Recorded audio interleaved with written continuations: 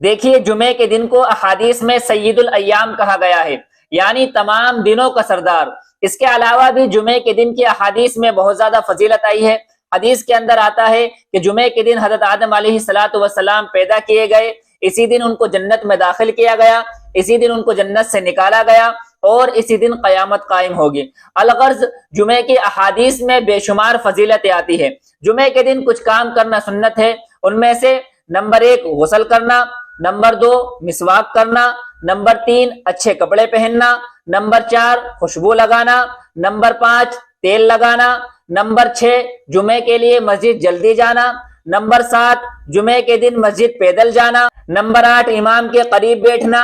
Number 9 جمعے کا خطبہ خاموشی اور غور سے سننا، نمبر 10 امام کا جمعے کے دن فجر کی نماز میں سورہ سجدہ اور سورہ دہر کی تلاوت کرنا، نمبر 11 امام کا جمعے کی نماز میں سورہ اعلیٰ اور سورہ غاشیہ کی تلاوت کرنا یا سورہ جمعہ اور سورہ منافقون کی تلاوت کرنا، نمبر 12 جمعے کے دن کثرت سے درود شریف پڑھنا، نمبر 13 جمعے کے دن دعا مانگنا، خاص طور سے دونوں خطبے کے درمیان اور عصر سے مغرب کے درمیان۔ لیکن یہ بات یاد رکھی جائے، جب دونوں خطبے کے درمیان دعا مانگی جائے گی تو اس میں دل ہی دل میں دعا مانگی جائے گی، نہ ہاتھ اٹھا کر کے دعا مانگی جائے گی اور نہ بلند آواز سے یعنی جہری دعا مانگی جائے گی۔ اور ہاں ایک عمل جس کی جمعے کے دن بہت زیادہ فضیلت آئی ہے وہ ہے سورہ کہف کی تلاوت کرنا۔ سورہ کہف کی جمعے کے دن تلاوت کرنا احادیث میں اس کی بہت زیادہ فضیلت آئی ہے۔ حدیث کے اندر آتا ہے کہ جو شخص جمعے کے دن سورہ کہف کی تلاوت کرے گا وہ اگلے 8 دن ہر طرح کے فتنوں سے محفوظ رہے گا،